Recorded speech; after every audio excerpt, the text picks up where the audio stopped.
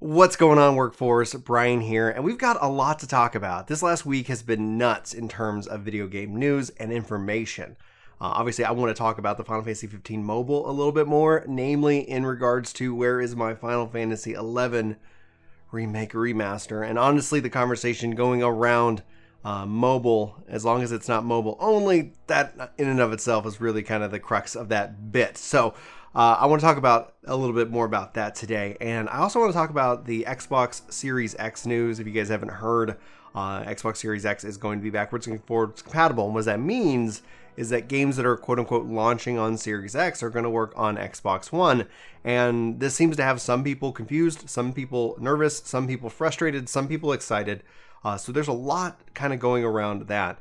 Then I also want to talk a little bit about the Pokemon Expansion Pass, or the expansion model that they're taking with Pokemon Sword and Shield. I want to give my perspective on it. All this stuff came out this week, and I really wanted to give it more time to think about it. I really didn't want to react to it in a way of like, oh, it's the end of the world, or oh, it's the best thing possible, because there's enough of that going around on YouTube. So I figured I would sit down and talk to you guys about this today. And kind of lastly, I like to talk a little bit about Destiny 2 thoughts. I've shared this, like we've been talking about it, like more like on Twitter and within different different Discords and things like that. So I figured I would just talk a little bit about Destiny at the end of this video as well. So I'll try to include, I'll try to remember. Editor's note, Brian. Please, we'll try to include those timestamps to the different subjects, especially if I don't think anyone's going to run particularly long, but in case you are like, I don't care what Brian thinks about Xbox, I want to know about Pokemon, you can kind of just jump right to it in that regards. But first up, obviously, we talked about the Final Fantasy XV mobile MMORPG that's going to be developed for China first, that's going to probably be microtransactioned out the wazoo. Because when you go look at the numbers in mobile games, it's just absurd. Like, I get it. I get why you want to be in the mobile space. I don't fault you as a business for it. But mobile only is kind of where I just draw the line. Like, if it's mobile and PC, mobile and Switch, mobile and, it's like, cool. Like, then it's a matter of meriting the game for however the game is, right? That's when I'm like, great, I am interested in it. Obviously, with Final Fantasy XI, R in this case, being mobile or at least announced for mobile, the hope has entirely been that it's mobile plus Switch, mobile plus PC. Like, give me the ability to play this, because I'm not going to be a person who spends a lot of time playing mobile games, and that's okay if you're that kind of person. I'm not going to say that you shouldn't play this game at all. I'm literally just saying like that is just kind of, I have a hard time like holding this phone and being like, hey, I want to really play a game on it, because especially like I'm getting notified for businesses, I'm getting notified for work, I'm getting, it's like, it feels like I'm at work when I'm on my phone, and there's just that mental disconnect. Now on a Switch, it's different. On a Xbox, it's different. On PC, I don't have that experience. And so that's just really where it draws the line. The frustrating thing about this information this week was more that we haven't heard anything about Final Fantasy XI in so long. Like, we are drip fed information. The latest and the only time we can talk about it is like at the investors reports, in which they're like, we're still working on it. And obviously a long dev time on a mobile game doesn't necessarily bode well. Like, long dev times on a lot of games can tend to end up being a disservice to the gamer or even to the game itself. And we've seen countless examples of that. So I think it's more maybe that expectations get built up. Like, if you had 10 years to work on a game, like, would you like that game should feel like you had 10 years, as opposed to all the rework and restarts and having to redo things that end up coming along with game development in the first place. And obviously you hope that you don't have to do redo a bunch of stuff. But I digress on that. I think for me, I would have liked the 15 MMORPG news a little bit more if it was following 11 news. Now, there is going to be an 11 event out at PAX, and hopefully that means that there's more 11 news and more to share. They're still working on it. They say they're trying to do something very special for the 20th anniversary, which will be coming up here, I think, in a year or two. So they're really right on the cusp of this game, and I'm really tempted to go back to 11. I've been watching a lot of Hunting for Games videos just to kind of get my 11 fix, while I'm working and more. So it's really been fun for me to kind of, live vicariously through others people's grinding it out in 11 right now, because it truly is a beautiful game, a beautiful world, and one of the best MMORPGs experiences that I've had, like that really compares to that of 14, but in different ways. Like they're both two different games and offer two different like experiences. And I want to have them both. Honestly, I think if anything, if Square Enix said, hey, by the way, you can have like this one Square Enix subscription and you can have access to both games, or maybe some of their other MMOs that might be coming down the pipe, or maybe Dragon Quest X that's locked in Japan, I think I would definitely have to subscribe to that ultimate version of Square Enix's subscription or something like that. I think that would be personally very beneficial for myself, so I wouldn't have to be like, well, I'm already paying for it, might as well keep it installed and, hop between the two as necessary. So that's kind of my thoughts there. I think this would have been better received by me if it was like there was some kind of connection to 11 being announced and more information about that, as opposed to being like, hey, when's this happening? Oh, by the way, 15. A lot of people in the comments, maybe not a lot, but some people were like, just let 15 die already. And honestly, I think an MMO might work out real well for 15, because there is so much lore and things like that hidden away. I think it'd be really cool to see ultimately what happened with that. But all right, if you've jumped to this part of the video, let's talk a little bit about the Xbox. Like I said at the start of the video, like if you aren't aware, they're talking about like Halo. It's launching on Series X, also is going to run on Xbox One. And this is a risk. This is like, the way I look at this, I think this is smart. I think this is what Phil Spencer has been saying all along. So as somebody who's been following Xbox and follows PlayStation and Switch and things like that, but namely Xbox in this case, nothing of this was surprising. This was like, yep, that's exactly what they said is going to happen. Halo's going to launch on PC. Play Anywhere is you can play your games anywhere. Microsoft has been a big proponent of that. Like you play, you can get a game. If I bought a game on Xbox from Microsoft, it will run on PC, and they have that option open up to developers for a couple of years now. So here's the kicker, though. Is this going to weaken the launch games? Are devs going to be able to kind of have that hard line in the sand saying, here's the start of the next generation, here's the specs, and let's go? Personally, I'm not worried, but I do understand from let's just say a frames per second perspective. If I'm playing Halo on a Series X, am I allowed to play with you on an OG Xbox One? Your frames, are they going to be at 60? Or is there going to be some scaling that the systems have to do in order for us to play together? And if we can't play together, and Phil Spencer isn't necessarily interested in actually selling consoles, which he really isn't, like, if you want to buy it, they're going to make their best product that they can make. That's the pitch. And ideally, they're going to say, like, we're going to try to push our games everywhere else. PC, Xbox, it's all their ecosystem, and that's really kind of where they care about. So I've heard a lot of people saying this is disincentivizing them from buying it, and I totally understand. And I think that's the plan. Not necessarily that you have to buy it on day one. Not necessarily that you have to say goodbye to your old, your old controllers, your old games. That mindset is kind of a thing of the past, and that's where the Series X or the Xbox itself is really Xbox PC. It's really this one ecosystem in which that things just get better, hardware just gets better, and your games are your games are your games. So I totally understand people who are frustrated by it. I think there's also a part in which that you have a lot of like maybe PlayStation fans who weren't going to get an Xbox, and they feel like this might be, a victory for them, or I don't know specifically how each individual person feels, but in general, I'm generalizing here. Honestly, I think that a PlayStation fan probably isn't going to pick up an Xbox anyway, and this could be just kind of a little bit of that, that old reminiscent console war.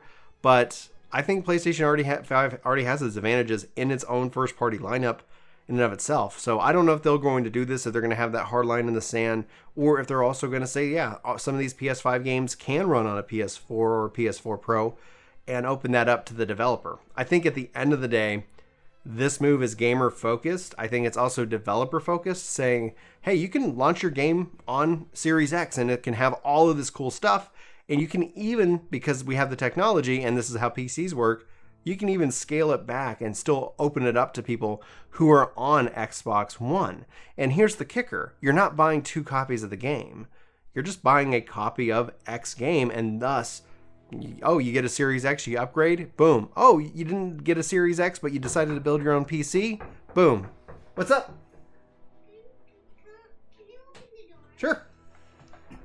And totally forgot where I was going with that. Got a little distracted. So I'll throw what Maddie and I's conversation up at the end of this video if you guys are interested in checking that out. So it's pretty cool. Anyway, long story short, I think it's going to be interesting to see. It's a risk. I think it's a necessary risk. It'll be cool to see if this changes kind of the mindset and changes how these systems evolve. And if it's gamer focused, if it does better for games, it's, you know, does better for the developers and we end up getting better games out of it.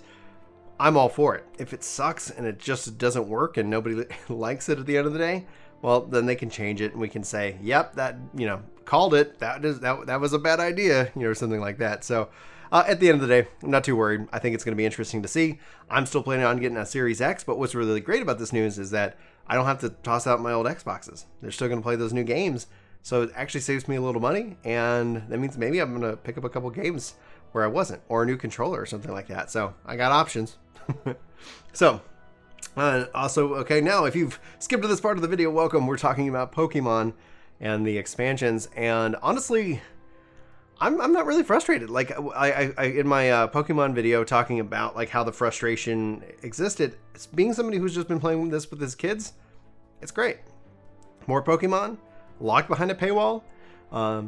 If it was an EA, if it was any other company, like, oh, I think there'd be, you know, I think there would be much anger. And I think there probably is some anger, but I'm saying like on par. Like Nintendo's delivering more Pokemon content and you're going to pay for it. And that's the model. And will I pick up the expansion passes? Probably not. Like I might, but that just depends on if me and Maddie and Annie and, you know, like Mike is just too young right now to play games.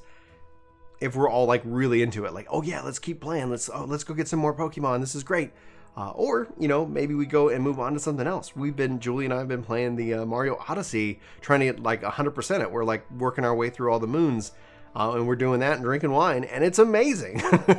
It's a really good time, and that's something we've been doing. And so, like, there's a lot of library that we have. There's a lot of games that we have. My kids aren't necessarily aware of the concept of expansions and additional DLC. So until they are, like, maybe that's something that we're personally going to wait on. But I'd be curious as to where you guys fall. Do you think this should have been free? This should be, like, honestly, with Temtem, like, coming out, which I'm a part of the stress test. I wasn't able to stress test yesterday because we had a birthday party. But that seems like it's going to be interesting. And that could be some good needed competition to really breathe a lot of new life into Pokemon. But at the same time, I'm loving my experience. I don't think I'm, like, the market that's calling for complete overhaul change, but I wouldn't refuse it either, right? Like I'm oddly chaotic neutral in this situation. I feel maybe chaotic neutral is too strong a term. Neutral. I'm the Neutralians or whatever from Futurama. So those are my thoughts on Pokemon. I'd love to know yours, what you guys thinking. I'm loving the game. I'm loving the fact that Maddie just wants to run with the most inefficient group and party play as possible. But in and of itself, there's an appreciation that I have for like her and her approach to games, because I play games completely differently as an adult and as a content creator. So it's actually kind of refreshing. All right. So if you've jumped to this part of the video, we're talking a little bit and finally concluding with some Destiny 2. Destiny 2 is a game that I love. I absolutely love this game. It's nuts how much I used to play it. And what that means is that I've been just so busy. We had, like, if you've seen any of the other videos, like over the holidays, Julie lost her grandfather. So we had a lot of family stuff going on. And just time goes by. And this is kind of the point of this conversation right here. I don't know if the season pass model that they're using is working for me. I like a season pass, but if with the content expiration on it, it does feel a little bit demotivating. And that's just where I fall. I'm not saying it's not working. I'm not saying that it's wrong. I'm just saying, like, for me as an adult at this part of my life, I've been asking myself, like, do I really want to go grind and get to cap? I was really hoping to in Season of the Dawn. I didn't hit cap in the last season, and then they wanted money, and Like, I get it from a business model, but there's a part of as a working adult, as an adult with a family and a job, there's a joy that I get in these long-term games that even if you're able to do it faster than I am, which most, especially streamers and content creators are, most gamers are. Like, anybody who's just like, if you don't have kids, like, you might have a little free time, or a little bit more than I do. Along with that, though, that I can still catch up. I just put in time every day. Somebody asked me, like, how am I so far in Final Fantasy XIV? Like, how have you gotten all these classes leveled up? And it's like, well, I mean, it's just a little time every day, or a little time every couple times a week. And it's enjoyable. And it's for me, it's just this pace. I play these longer term games like I would run a marathon, like, okay, but the season pass model as it exists right now does give that sense of a sprint. And sometimes when you're sprinting, you get a little winded.